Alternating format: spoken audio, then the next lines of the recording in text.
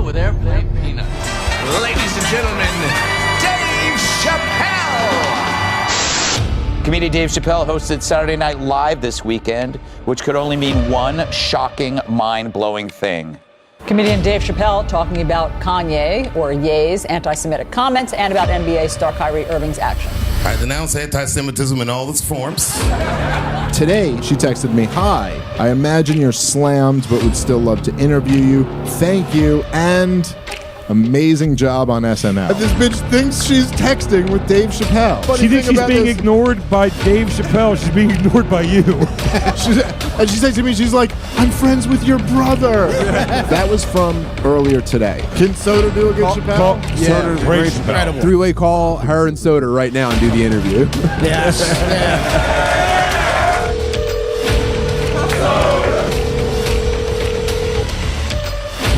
We so rarely need him the way we need him. Yeah, damn, we really do. Damn. Who else do you know? He got engaged, right? Oh, hey Dave, how are you? Today's Monday, November 21st, and the Legionist Gangs, along with Dan Soder, may have just recorded the funniest podcast moment of all time. Let me explain. Before we watch these clips, the backstory of this whole thing is actually very important. So just really quickly, basically Fox News and Tucker Carlson are currently in the process of making a documentary about freedom of speech and the current state of comedy. So they're reaching out to comedians like Big J. Okerson, Shane Gillis, and Louis J. Gomez for interviews on this topic. Well, a Fox News reporter reached out to comedian Dave Smith about an interview and said that she got his number from Louis Gomez. But all the texts that she's been sending him have been completely over the top, commenting on his legendary status, just really sucking him off in these texts. Now, this is where it started to get a little weird. Your position in the comedy world is so giant, and your talent undeniable, and despite any backlash, you continue to hit back harder each time and deliver even funnier and edgier material, which directly combats any threat to censorship. You are truly proof of this entire premise. At this point in the message, where are you at mentally? It is, no, I'm 2 sentences away from being like, what? Like, you can compliment me to the point you go, "You are brilliant and talented," and I go, "I get where she's coming from," and then she goes, "You said truly the leader in this industry," and I'm like, all right. When you called yourself the GOAT, I agreed. Like, it's just like a little too much. And then she goes, today she texted me, "Hi, just wanted to follow up on the above. I imagine you're slammed but would still love to interview you. Thank you, and amazing job on SNL." Yeah. So then it became clear to me that this bitch thinks she's texting with Dave Chappelle. I don't know how she could possibly have made the connection to Louis and Gas Digital and then thought she was talking through him. Starts with, "Louis gave me your number, Dave Chappelle." I'm like, how would you even Maybe she think thought that he was made Louis sense? C.K. So Louis is texting this reporter thinking that they're both talking about Dave Smith. Meanwhile, the reporter is texting Dave Smith thinking that she's talking to Dave Chappelle. The funniest thing is no one even realizes that there's a mix-up until everyone goes back through Louis's messages live on the show. She goes, "Awesome, thank you, and definitely coming to Skankfest next year. Maybe we could do something further, blah, blah, blah." So then she sent me a link to SNL staff writers boycott over Chappelle's hosting gig. I didn't even see that link she sent me. I never registered that link came. So then I get a text message from her that says, "Hi, any chance you can get me in touch with Dave?"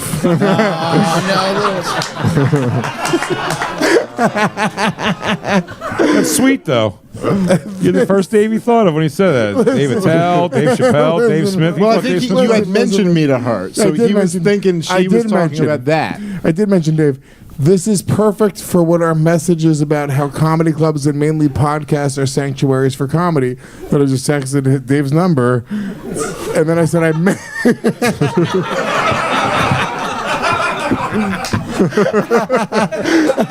already know what this is, but it's so great. Oh, shit. How do you miss this the first time? Because I see you heart reacting every message she's sending you. I sent his number and I go, I mentioned it to him. if you make it easy on him, i.e. going to him in Jersey, I'm sure he'd do it.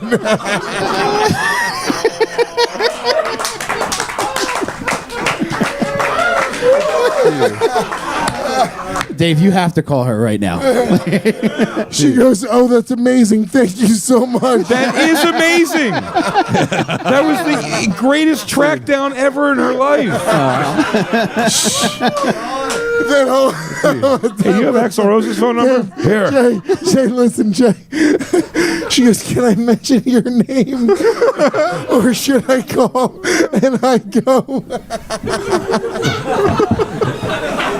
Oh, no.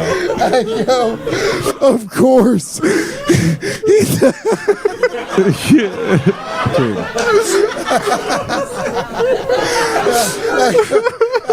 I go, "Of course." He's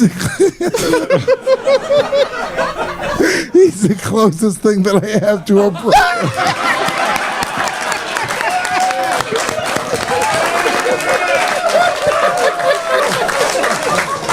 I can't believe we brought this topic and didn't even think that it was ever. I just thought the funny She thing thinks she's about being this. ignored by Dave Chappelle. She's being ignored by you. And she said to me, she's like, "I'm friends with your brother." the closest thing you The have second to one a she brother. drops, she goes, Louis J. Gomez a few times that she goes, "You know your brother Dave Chappelle, Louis J. Gomez." I hope to God she bumps into him at a comedy club in New York soon, in the near future, and she goes, "Hey, I messaged you like Louis J. Gomez gave you your number." I go, "Who?" The reporter thinking that Dave Chappelle's best friend and closest thing to a brother is Louis J. Gomez, that's hilarious in its own right. But it's still not even the funniest part of this whole situation, because then they all realize they're best friends with Dan Soder, who does a perfect Dave Chappelle impression, and this lady is still waiting on a response. So they get Dan on the horn and merge a three-way call to conduct a fake interview between Fox News and Dave Chappelle. Dan knows the task right now. He's pretending to be Chappelle, talking to Fox News about being The state of comedy. Yes, the state of comedy, free speech. fighting PC culture. If expecting the call. the closest thing you have to a brother, Louis J. Gomez, happens to come up, feel free to roll with that for a little bit. Just throwing it back to Louis over and over is so funny. All right. I'm muting and now adding call. Wait, we can be cool. We can talk, but be quiet. You can't link till she answers, so know Shut that. up, dude. Shut up. This is so funny. Everyone, be quiet. It's not muted. Shut up, Dave. No. Oh, it's so loud.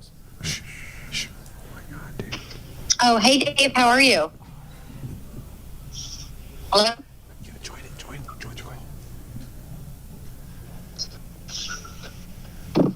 Hello? Hi, how you doing? Hey, I'm good. I'm on a train, so apologies. Can you hear me? Oh, it's quite all right. I'm outside. I just wanted to call you real quick because I know I only have about 4 minutes. That's okay. I have like 1% battery. So I wanted to get in quick and talk to you about Louis J. Gomez. Easily one of the funniest people I've ever met in my life. Yes. I mean, that man is very important to me. He is like a brother. Yes. I've been with him through thick and thin. We have established a connection that is a bond that is unbreakable. Yes. I would honestly say I'd take a bullet for Louis J. Gomez. Yeah, no, he was incredible. I mean, I met him at Gas Digital, and he was so influential. Gas Digital is crazy how hard I've seen him work on it, and how incredible. The one problem is the website. I keep telling him, I say, Louis, you gotta fix the website. Yeah, I know. I've been on this site because I was obviously doing research prior to it. I mean, it's good. I mean, he's just like incredible. I didn't even know much about him until I started working on this, and I was looking I'm going to tell you right now, I have seen a lot of this stuff in comedy, and Louis is easily, a lot of people call him a Puerto Rican rattlesnake. I would say he is a Puerto Rican giant. He's a giant man. I've seen him bed hundreds of women. I've seen him throw on comedy festivals that are so legendary that people got diseases. This man has done more for comedy than anybody in the world. And his son James, if he doesn't eat, Lewis will rip someone's head off. Well, I love that. I mean, he was incredibly kind, too, which was another thing. Oh, the sweetest man. I have him in my phone as Lewis the Peach, because he's a true peach. Yeah, he was very generous. I mean, he let us into his entire studio. She has to pretend this is all normal. He was just incredibly generous. What's incredible is that he actually campaigned for Joe Biden, which I find a lot of people don't know that. Oh, that's a lot of people don't know. Yeah, Lewis is very liberal, almost dangerously liberal. Yeah, we had this idea for it's a documentary episode. It's like a 30-minute episode on exploring comedy right now, because obviously with woke culture and cancel culture, there's so much. Lewis is behind, I must add. Lewis is behind that. Well, he acts like he isn't, but he is. He loves woke culture. So but the interesting thing, when I interviewed him, his insight into what was happening changed our entire premise of the documentary. It was about how the sanctuaries are existing for comics to still do real unfiltered comedy, because live comedy has always been the dangerous, edgy comedy. You don't know what's going to happen once you're on stage, right? Exactly. You don't know what, but you know what you're going to get with Louis J. Gomez. You're going to get a man that stands up for people. You're going to get a man that fluctuates dangerously in weight. Well, no, he definitely stood up for the art, especially, and his insight, like I said, it changed our entire She's not figured it out yet. She's not figured it out. How does she still think this is real? I'm filming a documentary series at Fox about how there's never been a better time for comedy despite hyper-politicized woke culture. She thinks you have Chappelle's number. Three-way call her and Soder right now and do the interview. Yes. Here's what I'll say. Just based on this moment alone, Dan Soder, you're a comedy Hall of Famer. This was insane. The impression was perfect. The fact that he was just chilling, playing video games, got a random phone call, and was able to do this on the fly, tremendous. The full video is hilarious. It's about 30 minutes long, posted on the Legion of Skanks YouTube channel. I would definitely recommend watching it in length after this video, but what a thing that happened. Your Mom's House is teaming up with Bobby Lee this holiday season to bring us all a Christmas-themed live show starting December 9th. Personally, I think it's a great idea for Your Mom's House to start having guests on the live shows. Tim Dillon was on the one they did before this, and he brought a lot of excitement to the show. And I feel like this is a perfect situation for Bobby Lee to be in. A live show, there's less restrictions on what you can say, or more importantly, what you can do. So I feel like this is a situation where Bobby's really going to thrive. Yeah, I took Bobby Lee to Canada a few weeks ago. It was fucking unbelievably fun. Yeah. My crew had never met anybody like that in their life, though. They were all like, this guy's out of his fucking mind. Yeah. He's like, your boy's crazy. He's crazy. And it's real. I think. Yeah, it's genuine. The show begins December 9th at 9 p.m. and tickets are on sale right now for just $10. Or for $50, you could get the VIP ticket, which includes a Josh Potter pre-show and some YMH merch. Guest spots from last week. Your Mom's House talked with Stavros. Bert was not on Two Bears, One Cave. It was Tom and Quentin Tarantino. Flagrant had on Dr. Huberman. Whiskey Ginger talked with Neil Brennan. Kill Tony Tonight is Ryan Long and Chris Fega. And Ari Shafir was on Tiger Belly. Jersey, that's posing too. You think this is? Yeah, you motherfucker. You know I hate the Lakers. You know I hate the Lakers. Oh, motherfucker. Hey, whose jersey is that? I've never seen Bobby wear a basketball jersey. Yeah, I love jerseys, man. I love this team, and I love this guy. How's he doing this year? This past weekend, and Theo Von also talked with Ari Shafir. Joe Rogan experience this week was Steve-O. We Might Be Drunk talked with Mateo Lane. Are You Garbage and the Boys talked with Natasha Leggero. Tom Segura was on Steve-O's Wild Ride. And Gary Vee was a guest on The Tim Dillon Show.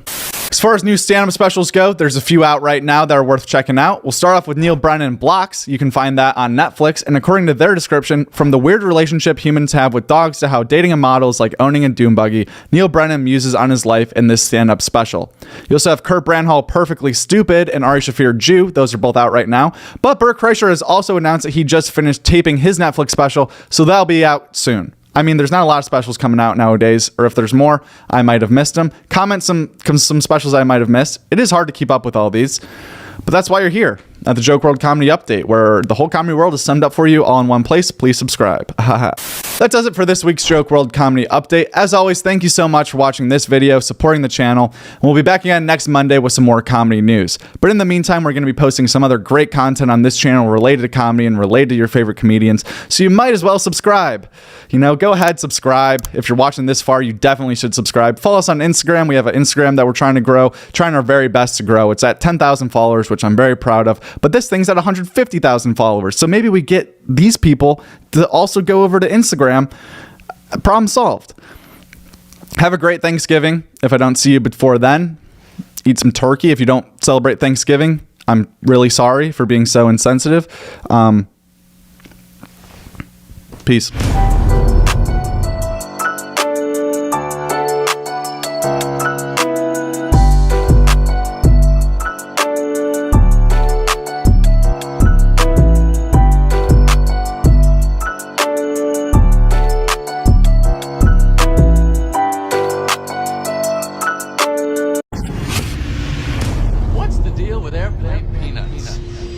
After a mysterious 3-year hiatus, Daniel Tosh is finally back, but his return is coming in one of the most unexpected and shocking ways possible. After spending the last 12 years straight avoiding the podcast world like the plague, I've avoided listening to or being on any podcast that's ever been recorded, and even filming sketches making fun of the industry. Welcome to the Arn Sucks podcast. Who's ready for Arn-ageddon? Daniel Tosh made a surprise announcement last week, uploading episode 1 of Tosh Show, a brand new weekly podcast hosted by none other than Daniel Tosh. Welcome to Tosh.0. Nope, wrong show. All right. Welcome to Tosh Show. I'll be honest, sounds very similar. It's almost as if we're intentionally trying to be confusing. But in a world that's already so oversaturated with high-quality comedy podcasts, is there anything unique about Tosh Show that makes it different from all the others? Or is this just another new podcast to add to the list? Tosh Show. The first episode of Tosh Show premiered last week on YouTube and immediately had people talking. With almost no promotion to speak of, Daniel Tosh uploaded episode 1 of his new podcast completely out of the blue to an all-new YouTube channel with 0 subscribers. 1 week later, and Tosh Show already has 150,000 subs, and their only video is closing in on 1 million views. There's no doubt a lot of this initial excitement is due to Daniel Tosh being out of the public eye for most of the last 3 years after Comedy Central canceled Tosh.0 in 2020. But another reason for the massive amount of interest in Tosh Show is that Daniel Tosh has been the most elusive podcast guest of all time. And the mystery behind one of this era's most well-known comedic figures not having his own podcast and refusing to go on others is finally coming to an end. And honestly, that's all the promotion Tosh Show needs. Nowadays, it seems like every comedy podcast can be easily put into one of 3 categories: solo ranters, friendly duos, and solo interviewers. But after watching episode 1 of Tosh Show, it doesn't seem like he's going to be following any of these models. Although Tosh will be interviewing people from time to time, don't expect to see your favorite comedian sitting with Tosh promoting their new special anytime soon. In fact, maybe don't expect to see any comedians at all. Unlike most podcasts, Tosh Show is not going for guests with the biggest names in this field. In fact, it's quite the opposite. Just like the viral internet videos on Tosh.0, the guests on Tosh Show don't need to be funnier than Daniel, nor do they need to be famous. His guest is just there to create an angle for Tosh to work. For example, interviewing his wife's gynecologist is a great way to set him up to make jokes at his own speed and in his own style throughout the entirety of episode 1. To the viewer, it doesn't matter if the guest is a known person or not, because we're not watching for the guest. It's almost better to interview a completely random person so the host becomes the focal point and the questions he's asking become the jokes. It's a very different vibe than, say, for example, Theo Von and Bobby Lee getting together on a podcast, who are still going to be entertaining throughout with nonstop jokes and hilarious improv, but in their version, no clear direction, topic, truth, or person in the driver's seat. Let me tell you something, in all honesty. This is the reason I agreed to do this show. iHeart was like, will you do the show? And I'm like, I don't know. I don't want to interview comedians. I don't want to interview celebrities. But like, if you let, and I said this, I swear to you, I said, if you let me interview like my wife's gynecologist, like then I'll do the show. And they're like, well, yeah, but that won't ever happen. He probably won't let you. And I'm not that interesting. No, you're extremely interesting. For any fans of old school Tosh.0, this is very exciting news. Tosh Show basically sounds like it's going to be a long form version of Tosh.0 with less production value and more of a theme. Daniel will still take time to touch on sports and current events, as well as popular online videos, but now without a clock counting down his exact time to react. And unlike most long form pods, this is still a tight, almost written show. There's plenty of editing, cuts, and not much wasted time between questions. It seems like most comics can view their on-stage work as their actual product and their podcast as a more relaxed, behind-the-scenes glimpse into their lives. Whereas with Tosh Show, it's clear that this is a planned performance for our viewing pleasure. There's no wasted time or words spoken that aren't meant to be funny and interesting. The biggest difference between Tosh Show and Tosh.0 is that I will be wearing glasses occasionally and sitting down because it's a podcast and you're just listening, but you can also watch. So it's pretty much the same show. Big difference. Chiming in off camera, way more than I'll ever feel comfortable with. It's my good friend and Tahoe neighbor, Eddie. He co-created Tosh.0 and Tosh Show. He's my Larry David. If Larry was slightly less funny and bought his jeans at Costco, which makes me Jerry Seinfeld, minus the Scientology phase and fear of performing in front of people under the age of 30. I'll do 45 minutes on the burden of white privilege at any college campus in this country. Okay? It's still unclear if we'll ever see Daniel Tosh as a guest on other podcasts, but it's at least nice to see him hosting in the meantime. Plus, we'll always have this clip of when Bobby Lee thought he was getting Daniel Tosh on Tiger Belly. There's some names in here I was like, you know what? They're going to say no, but I'm going to reach out anyway, right? New Bob. New Bob. So I went down and I got down to the T's, right? Titus. And I saw Daniel Tosh. So I go, hey, it's Bobby Lee. This probably isn't your number anymore, but can you do my podcast, please? I love you. He responds right away. He goes, Bobby, I would love to, brother. Have your folks send me the details. And he's like, thank God I didn't change my number. Right? So sweet. Sweet. Lovely. So I go, thanks, dude. Exclamation. He goes, of course, I'm honored. And I almost cried. I'm like, oh my God, this guy's, something's going on. Daniel. So the next day, it says, Bobby, your podcast today, I'm so sorry about you and Kalila. He goes all into it. Then this is where it gets fishy. He goes, let's get together this weekend. I'll be in LA. It'd be great to catch up. Love you, man. So I'm like, wow, he's religious or I don't know. Like, I'm around, it's been tough. Let's get coffee or something. Let me know. Then he responds right away, say strong, brother. And then this and that. And then I look up at, I don't have his picture saved, but I look up into this photo right here. Oh my God. And it says Tosh. I don't know what that means. So I Google Tosh, and it's the same Indian guy. Wait, I didn't even know this. I told you, Whitney.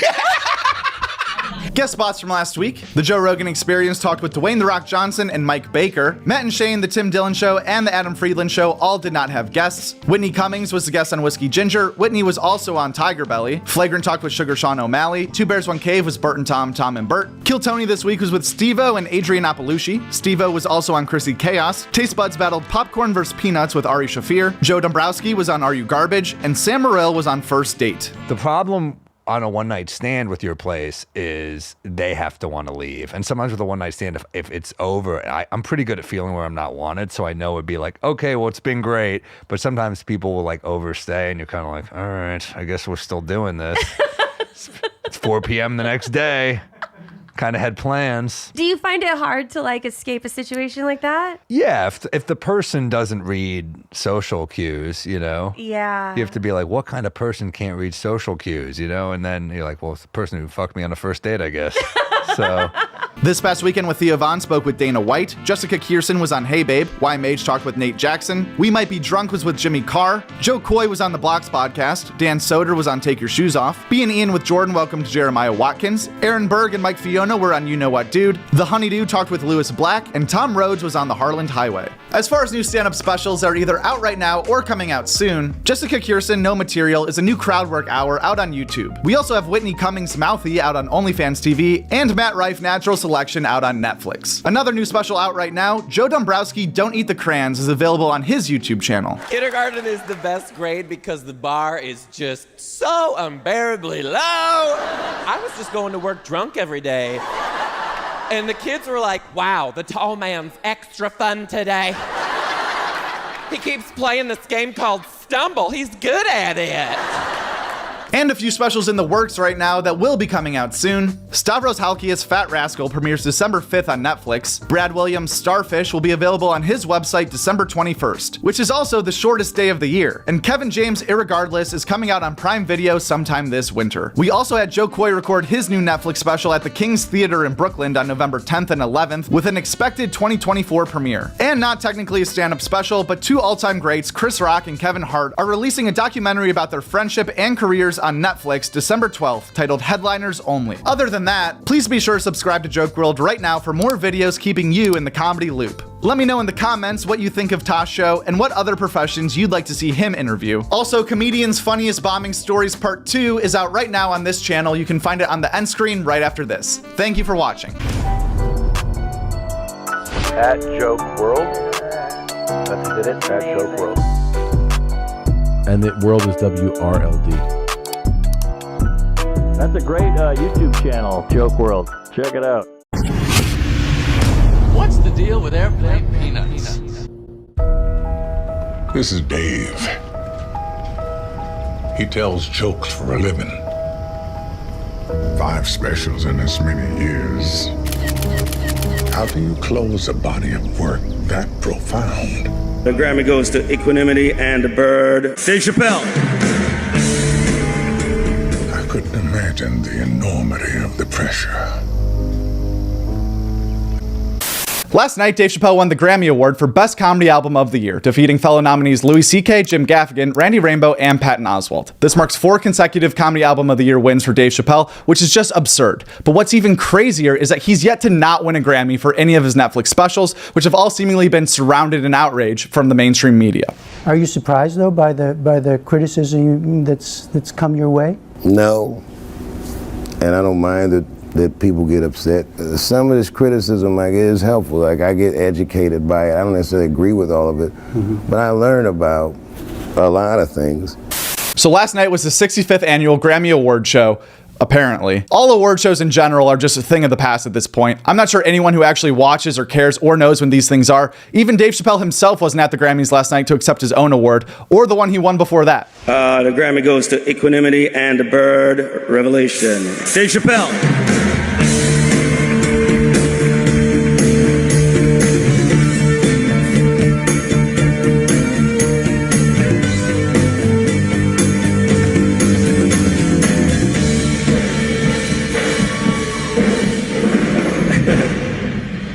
So the winner is not here, so the Academy accepts this on their behalf. All right?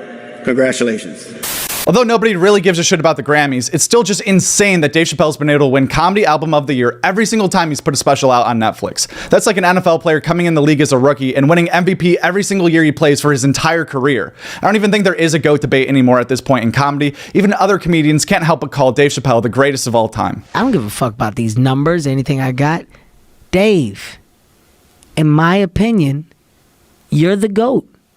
In my opinion, your last special has allowed you to surpass the Richard Pryor, in my opinion. Dave Chappelle, I got to witness do groundbreaking, controversial movement as a comedian in the times where comedy was being frowned upon. Comedians were being held accountable for doing what we thought we would never be ridiculed for. Right. The one person that stood on a pedestal that got the attention that no others can get outside of myself, a Rock, a Seinfeld. He said, in the time where the fucking fire is the hottest, I'm going to do what nobody else will. You gotta fucking applaud that. He stood up for comedy. He stood up for comedy. Whether you want to see that or not, right? He did that. Yes, he did it when there was the most pressure. When it was the most fucking pressure, and when the times of, we can cancel you, by the way, which is the stupidest shit that I've ever fucking witnessed in my 40 years of life. It's also very refreshing as a comedy fan to see Dave Chappelle finally getting some positive recognition from his last special. When The Closer first came out on Netflix, everyone deemed it inappropriate in the mainstream media, and yet again, people were trying to cancel Dave Chappelle, which luckily is impossible. Even Netflix stood by Dave's side this time and refused to take The Closer off their platform after a bunch of woke employees threatened to quit because of the controversial issues in The Closer. So that's a huge win for comedy and a huge win for Netflix. If you do anything wrong in your life, and I find out about it, I'm going to try to take everything away from you. And I don't care when I find out. Could be today, tomorrow, 15, 20 years from now. If I find out, you're fucking finished. Who's that? That's you. The Closer was nominated for an Emmy last year and won a Grammy this year, despite the uproar from people who have either never watched the special or just don't understand comedy in general, calling it problematic and transphobic, which really is just a testament to how truly great Dave Chappelle is. As the late, great Norm Macdonald once said, in the war for comedy, those with the jokes will always win. Nate Bargatze's latest stand-up special, Hello World, came out on Prime Video last week, but only if you live in the United States or UK. The comedian announced on Instagram on Tuesday that due to technical delays, the special is not in all countries yet, but will be available to stream worldwide on February 17th. Everyone always is curious how these are titled. So Hello World, explain the title. I just wanted to do like all my specials, like as far as like the Tennessee Kid and the Greatest Average American were just kind of describing, I guess, me. And so for the Hello World it's a little nod to Tiger Woods. Like he said, Hello World when he turned faint. I'm a big golf fan, love Tiger Woods. Just trying to be a very welcoming greeting to try to be like, it's just a special, trying to have fun, just trying to be funny. Besides technical delays, there's been no farther update on why the special's not available in all places, but those who have been able to watch Hello World seem pretty pleased with Nate's last hour of stand-up. We're going to be making a video later this week collecting comedy fans' reactions to the new special, so if you'd like your comment read on a video just like this, go head over to the Joke WRLD community section and throw your 2 cents in. Then turn on the post notifications, wait a few days, and when a video comes out titled Nate Bargatze Hello World Comedy Fans React, that's the one you're going to want to click on. Guest spots from last week: Your Mom's House had on Brian Redband. Two Bears, One Cave was Bert and Tom, Tom and Bert. Kill Tony Tonight is with Tom Papa. Flagrant did not have a guest. Ian Fidance was on Take Your Shoes Off with Rick Glassman. Whiskey Ginger had on Steph to Live. And Dan Soder was on the Chrissy KS podcast. Literally, so I would take my daughter, she's one, my little one is one. I would drive her to daycare. Wait, there's a 6-year difference between Delilah and her little sister? Yeah. Okay. Yeah. I thought they were closer to like in age. No. Delilah and Violet, 6 years apart. I think I'm the father to both. I definitely Delilah. And Violet too. That's the thing. Anytime I fuck around with Jasmine, I'm like, it's proved to me that's my kid. How often do you have that conversation? No, like when I'm drunk. Because it's like one of those jokey things that you go, I feel like there's venom under that. Yeah. Like definitely you go, is it my fucking door? Seriously. Because you're fucking Brooklyn, Staten Island, you can get to that level. The Joe Rogan Experience talked with Lex Friedman. We Might Be Drunk had on David Cross. Taylor Tomlinson was a guest on the Blocks podcast with Neil Brennan. Stavi's World had on Mike Racine. And Blake Anderson was on Tiger Belly. Also, brand new Try Not to Laugh Bobby Lee is out right now on the Joke WRLD main channel. Do you know how many animals I have now? No, that's also a follow-up I have question. 4 dogs. Whoa. Nice. And 3 cats. Nice. They're in my freezer. I'm going to have a barbecue. I love it. Delicious. They're delicious. As far as new stand-up goes, there's a few specials that have either come out recently or are going to come out soon. We're going to start off with Sean Hamron. He has a new 25-minute special out right now on YouTube. That was a good, funny, quick watch. Also, Roseanne Barr is making her return to comedy next week in a special titled Roseanne Barr Cancel This, which will make a debut on Fox Nation February 13th. And we've already talked about it, but Nate Bargatze's new special Hello World came out last week in the US and UK and will be streaming worldwide starting on... That does it for this week's Joke WRLD Comedy News Update. As always, thank you so much for watching this video, and we'll be back again next week with some more comedy news. But in the meantime, we got 2 more videos coming out this week that I'm really excited to share with you guys, so please make sure you keep your eye out for that. Go download this audio on Spotify or Apple, wherever you listen to podcasts, and leave in the comments. Let me know. I want to know, how many times have you won the Grammy for Comedy Album of the Year?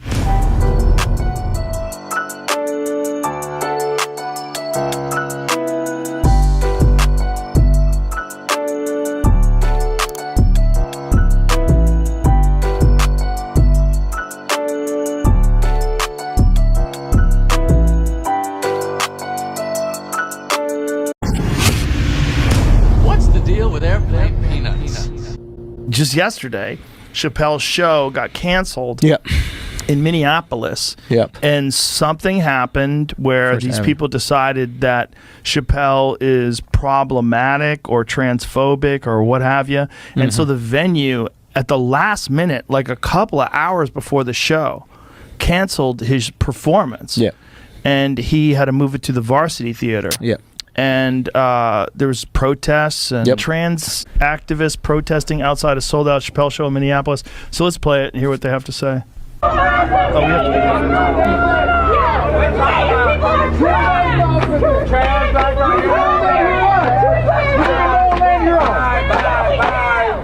Trans are human, dumbass. We're leftists. We know that shit. Queer phobes go home. Yeah, we do. Today's Monday, July 25th, and pale hairy bitches are still obsessed with Dave Chappelle. Welcome back to the Joke World Comedy Update. Every single Monday, bring you the news that you need to know in the comedy world. Whether it be new specials, new guest appearances on podcasts, or anything happening with your favorite comedians, you can find it all here on Joke World's YouTube channel. So please consider subscribing to Joke World right now and downloading this episode on Spotify to support the show. So like Joe Rogan and Andrew Schultz were talking about last week on the Joe Rogan Experience, basically Dave Chappelle had a show in Minneapolis last week, sold out show at the First Ave Theater, and there were a few protesters outside the show, and it ended up being canceled and moved to a different theater across the street. And one thing that's really funny about this that I think is getting overlooked is that the theater that canceled the original show, the First Ave Theater, released an apology afterwards, not to Dave Chappelle, but to the protesters. This is what they said. "We know we must hold ourselves to the highest standards, and we know we let you down. We are not just a black box with people in it, and we understand that the First Ave is not just a room, but meaningful beyond our walls." First of all, calm down, First Ave Theater. You are just a room. You literally are a black box with seats in it that people go to watch shows. Let's get that out of the way. Also, that is insane that they apologized to the protesters for booking Dave Chappelle, and the reasoning was they have to hold themselves to the highest standards, as if Dave Chappelle is not one of the greatest public speakers, not only of our generation, of maybe human history, but they have to hold themselves to a higher standard at the First Ave Theater, because it's more than just a room with black walls. Who else is alive that they could book that's a higher standard than Dave Chappelle? What else? Like, whatever. And this whole Dave Chappelle versus the angry mob story is kind of worn out for me. I'm sick of it. I'm over it. The same thing happens every single time. He releases a special. Millions of people love it. They get joy and happiness and laughter out of it. And then a few hundred people get super angry and cry and bitch and moan. And they make all this big stink. And then everyone who doesn't know and doesn't watch the special, they start piling on just to join in the movement. And the special gets bigger. More people want to go watch it. Dave Chappelle gets bigger. He sells more tickets. Then he goes and sells out a theater. 25 dorks show up with their signs bullying people for going to the show. It makes big news. Dave Chappelle gets bigger. It's the same thing every single time. I mean, I wish they would just kiss and make up. They're so stupid, these protesters. The anti-Dave Chappelle people are so dumb that they don't even realize every single thing that they've done so far has escalated Dave Chappelle. You said one of your buddies was there? Yeah, one of my buddies went. So they moved it to this other theater, and then the protesters went to the other venue and were kind of like, I don't know, for lack of a better term, like harassing the people that were going to go to the actual show. And my buddy went there, and they were trying to fight him. Oh my God.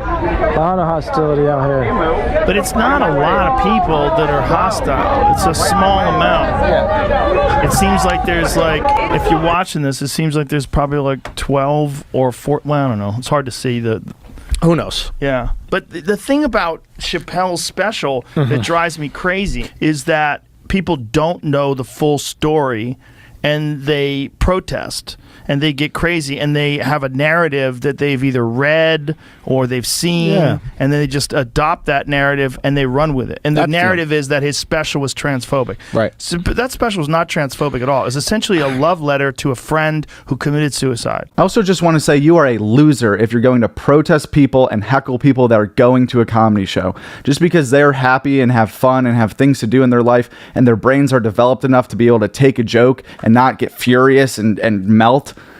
You're a loser. You're a dork if you go protest someone for going into a comedy show.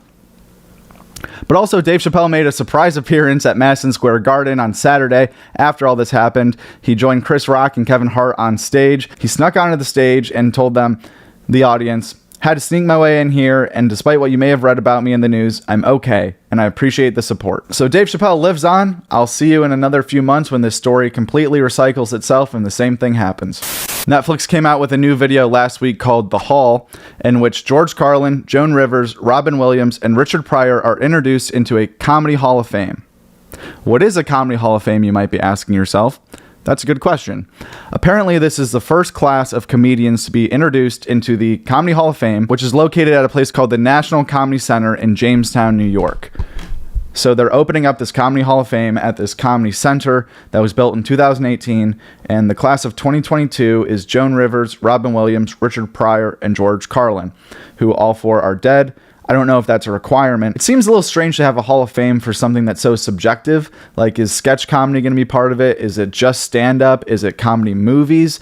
Like, what are the rules to this? Do you have to be dead? Like, actually, who gets to vote? According to Pete Davidson, who opened this show, nominees for the Hall of Fame were voted on by a board of agents, board members, club owners, and influential members of the comedy community.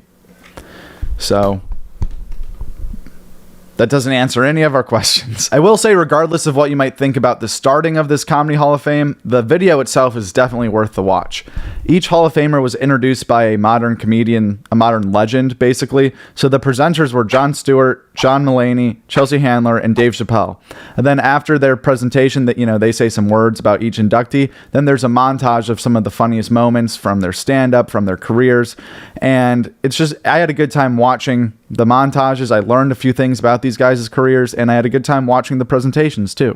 Being a comedian is not a psychiatric condition. Are many of us also very fucked up, myself included? Yes, but whatever. There are depressed people who don't even have the decency to be great comedians. Why don't you pick on them for a change? Jeff Ross also did an in memoriam section featuring Bob Saget, Louis Armstrong, Norm Macdonald, and Gilbert Gottfried.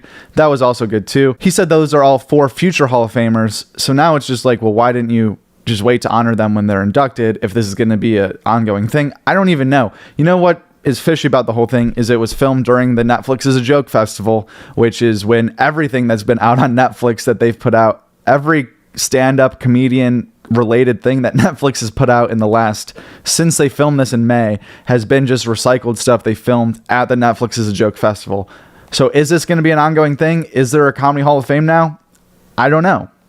I guess we'll see. But congrats to the 4 nominees. The guest list is where we go through comedians' appearances on podcasts last week to make sure you don't miss any of your favorites. So to start off, Your Mom's House had on Andrew Schultz. The Joe Rogan Experience also had on Andrew Schultz, along with The Tim Dillon Show, Good For You, Pardon My Take, KFC Radio, BFFs, No Jumper, and Bad Friends. We haven't spoken since. Since what? Since your whole thing. Since you're free. Because she is the niece.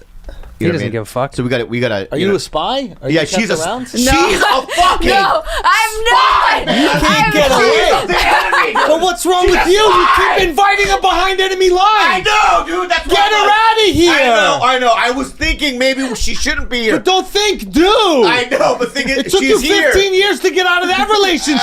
I know. Yeah, but you know what? This is his tactic. What is it? He keeps the enemies close. So he can lose? You don't know his plan. What is his plan? He doesn't want to lose some. He wants to lose Korean, all of it. by the way? Huh? So Korean? Yeah. Just keep him up north. Like, have him be our neighbors. Whiskey Ginger had on Caitlin Olsen, who plays Sweet D in Always Sunny. That was a great episode. Joke WRLD, our podcast, we interviewed Fahim Anwar last week. Bobby Lee was on The Honeydew with Ryan Sickler. They talked about the breakup, things moving forward, some inside details there. This past weekend had on Nikki Glazer. Tiger Belly was just Bobby Lee, no Kalila, talking with Joe DeRosa. And Two Bears, One Cave was Bert and Tom and Bert. Stand-up specials that came out last week, you had Andrew Schultz break the internet, dude. He went on every podcast. He had The Rock tweeting about it, every celebrity watching his pay-per-view show. He said he made 3 times the money so far, but you can still buy that special on his website right now, so go check it out if you haven't. It's awesome. It's worth it. You still have Bill Burr live at the Red Rocks on Netflix, and The Hall, which we talked about, honoring the Comedy Hall of Famers. That's it for this week's Joke World Comedy Update. I'll see you again next Monday with some more comedy news. In the meantime, please subscribe, like this video, turn on the post notifications, all that stupid YouTube shit that everyone asks you to do. Just do it this time, man. It would mean a lot. Please do it.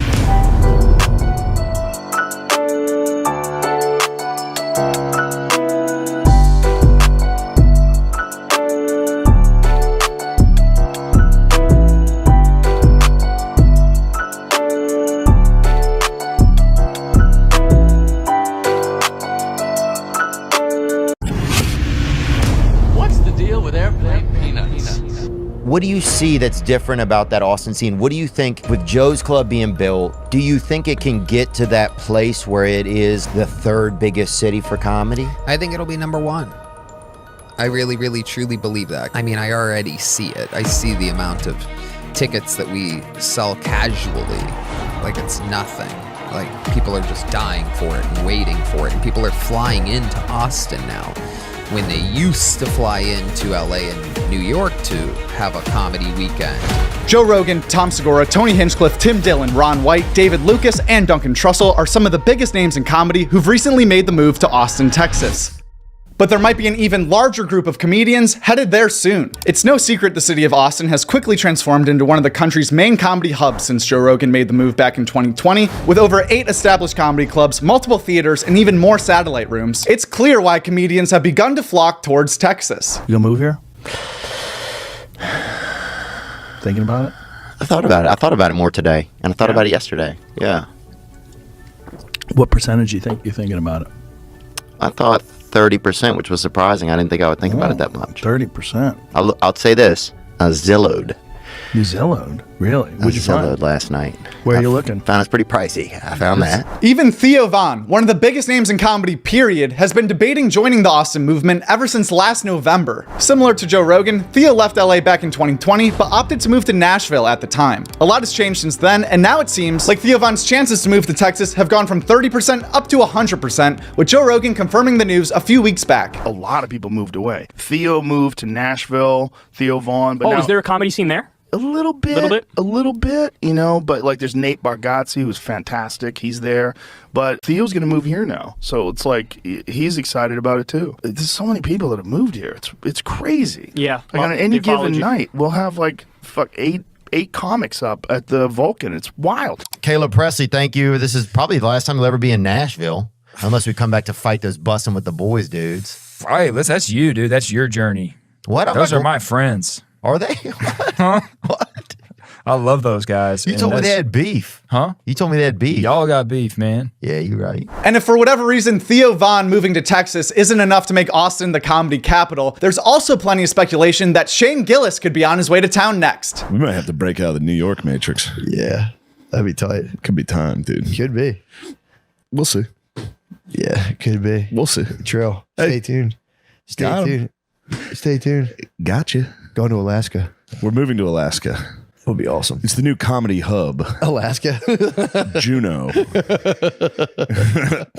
Just get ripped apart by bears. Maybe it's only because he filmed his special there back in 2021, but something about Shane Gillis moving to Austin, Texas just feels right. He's already down there almost once a month doing shows, filming Protect Our Parks, and being a guest on Kill Tony. Plus, Shane Gillis has a ton of fans in common with the comedians who already live there, like Joe Rogan, Tom Segura, and Tim Dillon. We get Ari, Shane, and Norman there for I know, they love it. 4 days a month. And Rogan's bringing good comics down to be on his show. Yep. I mean, that's what made me think about it. It was like, I would like to go for a month and just have an experience of it. What does it really feel like to be there, go out, get you a sandwich, get you a coffee, get you a, find a wife or something, or see it, and and do comedy at night while you're trying to do that, and have a like a lifestyle of it. People are coming to visit. Those New Yorkers that are real joke gunslingers. We just had a Tell on the show on Monday. He just did a whole weekend in Austin, and he's looking at it with a twinkle in his eye, like, wait, what are you guys doing here? You guys do this every Monday, and then you do okay. Like, and to any comedian, comedy store style, or comedy cellar style, they come to Austin and they're looking at it with like okay, so maybe I'll spend like a week out of every month here. Now, although it may feel like literally every single comedian has either brought up moving to Austin or has at least considered making the jump, there's still quite a few very talented comedians who have made it known publicly they are not moving to Texas, including Bobby Lee, Andrew Santino, Mark Norman, and Chris DiStefano. I truly feel like I'm a guy that I think as I've gotten, older a little bit, all I want is to have a career that keeps me in New York. Like if you said, hey, you're not going on the road anymore, but you'll be able to sustain your way of life and not leave New York, I would be happy with that. That's how my father was. My father did not leave. You ready for this? My father did not leave the state of New York or New Jersey till he was 71 years old. That was the first time he left. You land in New York and you're like, oh, good to be home. Fuck, I can't get an Uber. Or the Uber's $800. Or I got shanked on the fucking air train. There's always something with this city. It just fucks you right in the ass. It finds a way. So it is great. It is awesome. It is culturally diverse. And we got every kind of music and food. And the city is beautiful. But it is hell in a lot of ways. It's not a natural way to live. The tiny apartments, the freezing cold, the trash piling up, the rats, there's a lot of downfall. Enjoy it while you're here. It is a great, I'm going to raise kids here, I think. So you're here to stay. Like, I'm here. This is it. Yeah. Do you ever go to LA and feel like, oh, I could or would live here? I love LA, but I love to visit. And I'd say the same with Austin. Austin is beautiful. It's great. The weather is amazing. But I feel like LA, I see through it within like a week. I'm like, all right, I'm out. I got it. I'm going back to a real city. Rebuilding the universe. I mean, it has to be somewhere. It's cool if that place becomes an epicenter of comedy. I know so many people moving there. Yeah, I can't. No. We just bought this house, and I have almost no money. Welcome to at this life. point, I can't do it. I just gotta the only way is if, No, it'd be so hard. It'd be so hard to do. Also, I've got the podcast with Noodles, and what am I going to do with that? Yeah. Do you know what I mean? He can't leave here. Dude, it would be awesome if you moved there and just started it with just any Korean guy. Like a random Korean guy. Yeah. No, we can't go anywhere. We'll be probably, and Bert's going to stay. Are you going to stay in LA for a while? Yeah, forever. Forever. I'm an LA guy forever. Are you? I love LA. I love LA too. Those fucking idiots that moved to Texas. Those fucking morons. Some of them are coming back. Tim Dillon, I saw him the other night. He's like, I'm moving back October 1st. It's like, no shit. Yeah, I saw that on the Joey Diaz podcast. Yeah. They're going to come back. But yeah, there's nothing out there. I mean, it's going to be fun for 3 years. Yeah, LA's the best. Like Bobby Lee mentioned in the previous clip, Tim Dillon was one of the very first comedians to follow Joe to Texas, but shortly after the move started trashing Austin on his podcast and splitting his time between Austin and LA. And there'll be a photo of where mommy got shot on 6th Street. And that is all this fucking city will ever be burned. These rants by Tim have not only been really funny, but have also seemed very realistic. That is until this clip surfaced of Tony Hinchcliffe revealing Tim Dillon's real reasoning for not fully committing to Austin. Here's my other theory. But is there enough comedians? Will there be enough? That's my question. Because you've had guys like Tim Dillon that have gone there and left. Fahim Anwar he's that has there. gone there. Tim's there. He's just waiting for Joe's club to be full time. Tim has more property in Austin than anybody. He talks a lot of shit, but he's like buying it up. Really? Oh yeah, dude, he gets it. Tim's out here killing it. And Segura and Christina and me and Joe and Ron White and a whole bunch of the youth. Another interesting thing that's also important to consider is how many young new comics are moving to Austin. Obviously, any city with Joe Rogan, Shane Gillis, Tom Segura, and Theo Von will be considered a top-tier comedy scene, but in order to maintain that level, it's essential to have a strong class of developing comedians coming up ready to take the reins, which has already been the model in New York City for some time now, giving it one of the best comedy reputations in the world. If you're a young comic, are you going to come to New York and toil away in obscurity for 4 years in destitute poverty? Do you come here and then compete with the best comics in the world for stage time, which is going to be very difficult? Or do you go to a new city where the best comics in the world haven't moved there yet and the new ones haven't developed into it yet? There's stage time and money and 7 clubs without the same level of competition.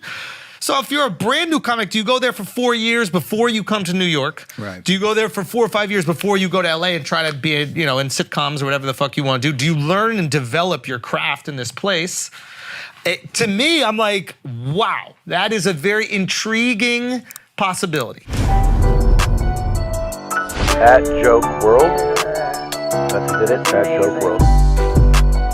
And the world is WRLD.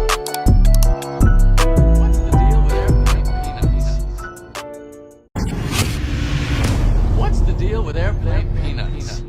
I honestly believe I'll never date another girl again. Oh, shut the fuck. All right, go ahead. That's what I'm talking about. And that's not friendship. I said I'll stop. But you did it. Okay, so do it again. All right. So this is what I'm telling you my heart and my truth. Okay. All right. I honestly believe I never want to date a... I was thinking we were going to You make just it do a it little longer. so Asian. You're like, I never. We're gonna date again. another girl again. You think we're not gonna make fun of you? This is the whole thing. We do. Come I on. know, but can we do this? We'll do it once without. Do one. No, I don't want to fuck. Come on, tell us your Shut lie. the fuck up, Tell man. us You your Spanish fuck. Don't even Listen. fucking Go. Fuck you, man. Go. So, no, I want to say this. You're not before I dating do it. any more girls. No, what I want to give a second of honesty and authenticity. Okay. Yeah. Right, without being mocked, man. You got it. Okay. All right, well, let's not do it. Stop. Don't be so emotional. Let's not fucking do it. Let's Don't not be fucking do emotional. it. Just say it. You know what I mean? You're acting so silly, dude. Fuck you. You're not allowed to make me laugh and then be upset that I'm laughing. Yeah, but you're not allowed to. Fuck you. Okay, Fuck you. You're right. This is great. My bad. I feel like I'm fucking in the middle of just the best little firestorm. Yeah, my bad. All right, so finish. All right. You're never gonna date another girl again. So I honestly believe that I'm never gonna date another girl again. And Yeah, number two. I believe that too. Why is that a big fucking deal? Nobody thinks you're dating again, dude. Okay, number two. She put her niece here. I'm doing a Tiger Belly tomorrow. So this is because this episode comes out Tuesday, so it'll already be done right now. So if you watch old Tiger Belly, if you're a Tiger Belly fan, Bobby Lee and Kalila's podcast, last week on Tiger Belly, they announced that they have broken up. They are broken up. They continue to do the podcast. So I am the first guest. on their new on the podcast. Okay, and if you remember, last year when I went on Tiger Belly after we split the History Hyenas, Bobby and Kalila wore shirts, or Bobby Lee wore a shirt that said Team Giannis to fuck with me. Well, tomorrow, and we've got it made, Vanity is doing it, and it was his homeless pimp's idea. I got to give him all the credit. I'm going on to Tiger Belly with a button-down shirt, and I'm going to open it at some point in the podcast, and it will say Team Kalila. That's what I'm going to do. That's what happens. Payback is a bitch, baby. You know what's interesting about me being here today? I was thinking about this on the way up, is the last time, because you guys just publicly announced your breakup. Yeah. The last time I was here was when History Hyenas had just broken up. Oh, yeah. Wow. Right? Yeah. It's a breakup thing. And it's interesting because Why? No, it's interesting. Yeah. Because I just was like, oh wow, like how like poetic. Now, because remember when I came in? Yeah. Remember? Yeah. What'd you put on? Team Giannis. Giannis shirt. Team Giannis. Oh, whoa! Oh, whoa! Yes!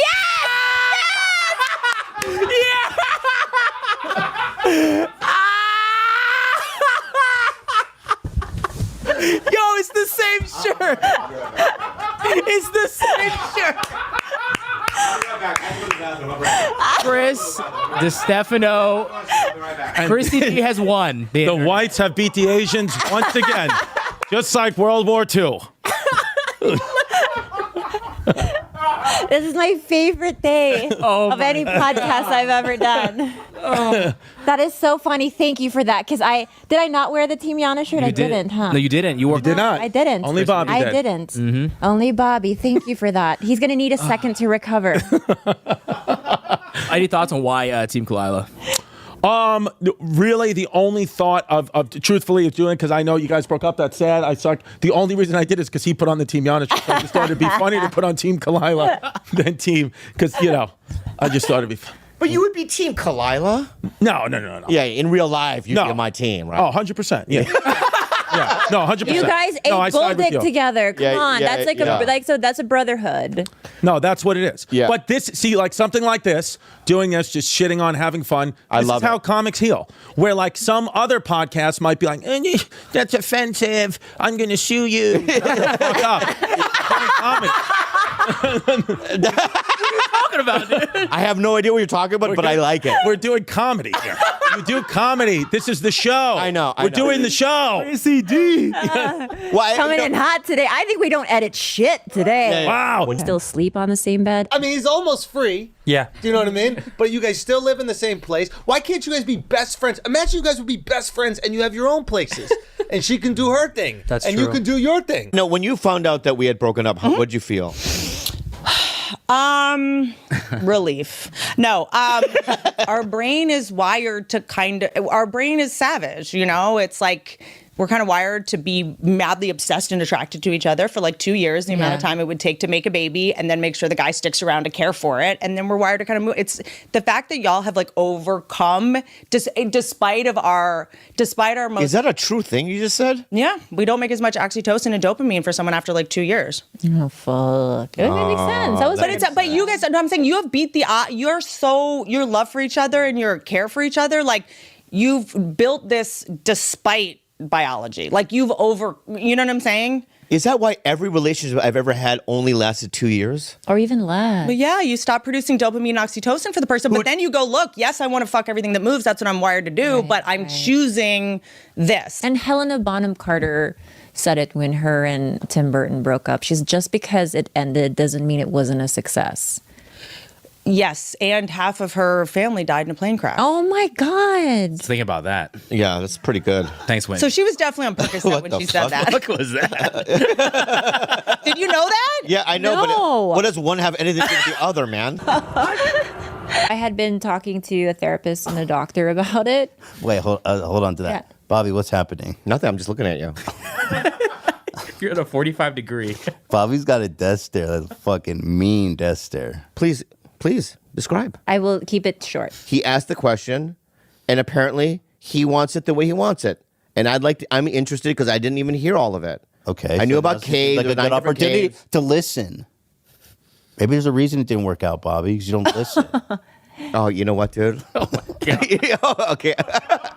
You know what, dude? Bro. This is the beginning. It's the beginning. It's the beginning of something. I'll tell you that. And I It's the think, beginning of something. And I can tell you guys what's going on here because you guys are traveling together. You're still living. You're doing a show. I mean, this is not. We're just You're we're working lovers, on but it. not lovers. I think that we're like deep. We're mindfully and lovingly breaking up.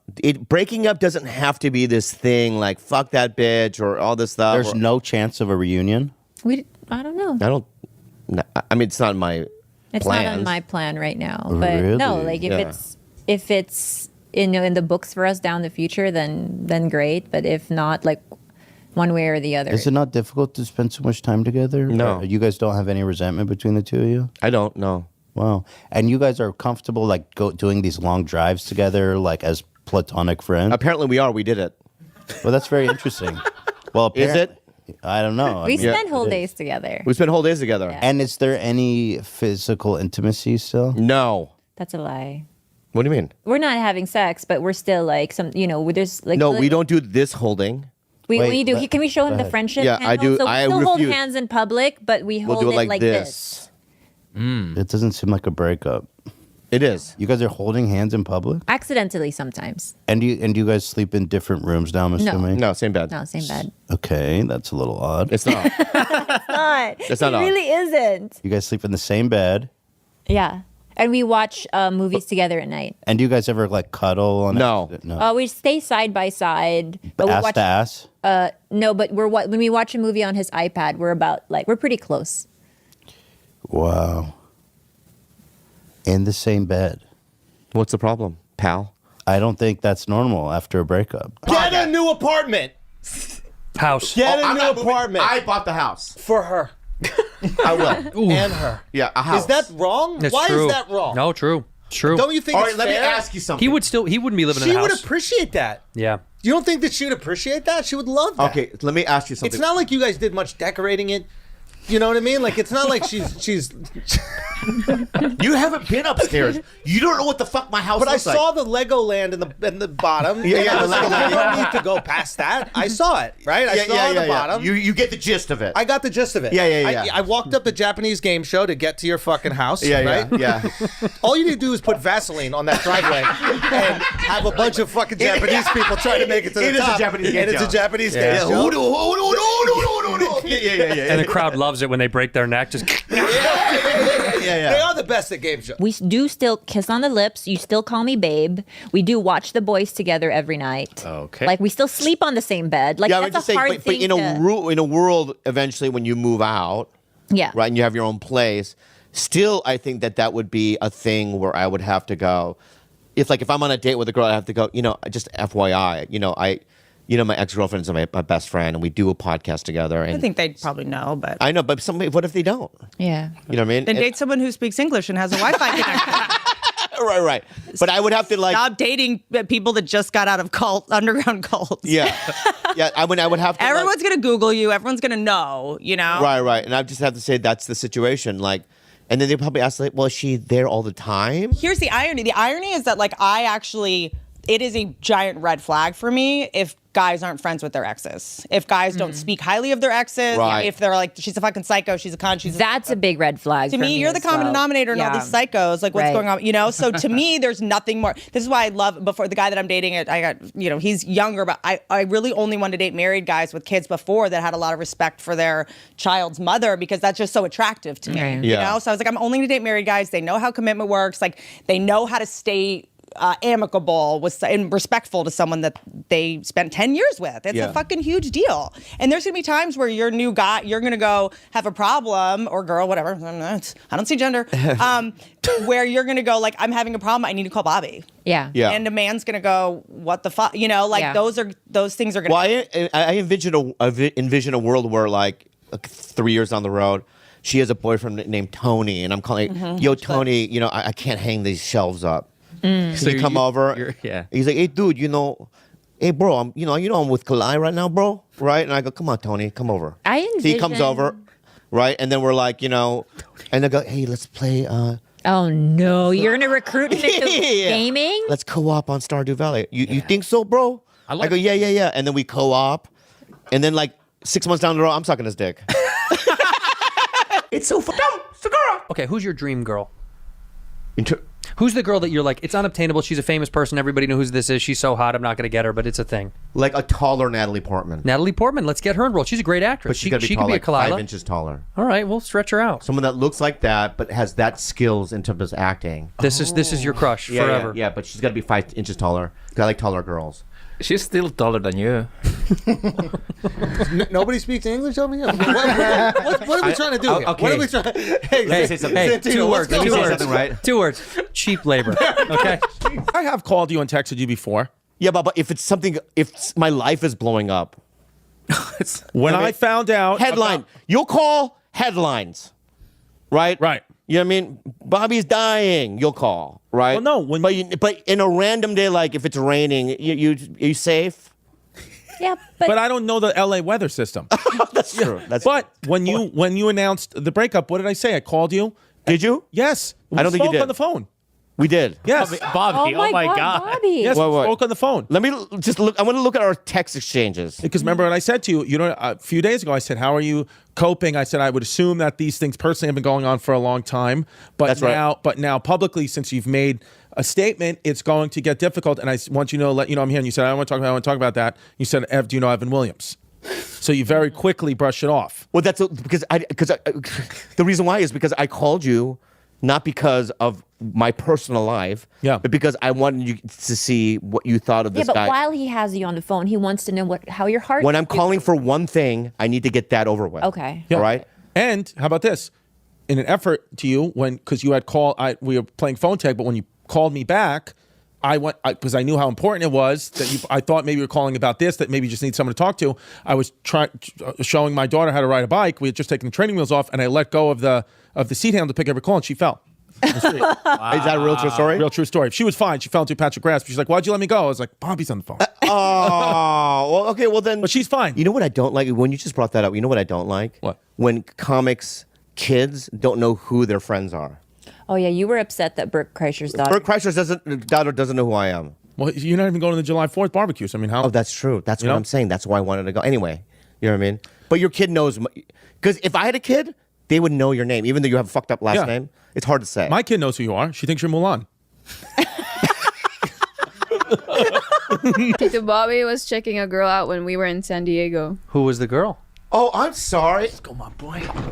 Who was the girl? Hello. He doesn't know. Hello. Hello. Hello. Who was the girl? She's a white girl who had really big butt and big boobs. and fat tits. No, that's how you know you. Yup. Who? You were doing You it. were doing it. You were doing it. Who? What? Nancy Pelosi? Who was it? Was it? Was it Nancy Pelosi? Was it? No, she was an 80. No, listen, all right. But you like big fucking fat. No, that's not what it is. Yes, you do. You like fat tits, bro, and you like white girls with fat asses. Dude. Is that Look who at was in San It Diego? wasn't Nancy Pelosi. Yes, it was. Yes, it was. It was that. Okay. It was that. And you want to grab Hey, onto Jules, that fucking fuck you. fupa. Jules, fuck you. Jules, you done good. This is I'm what just happened. telling the truth. She is the love of my life, and I love her dearly. And she changed me in so many different ways. That being said, we broke up. Yeah. And this is the first time.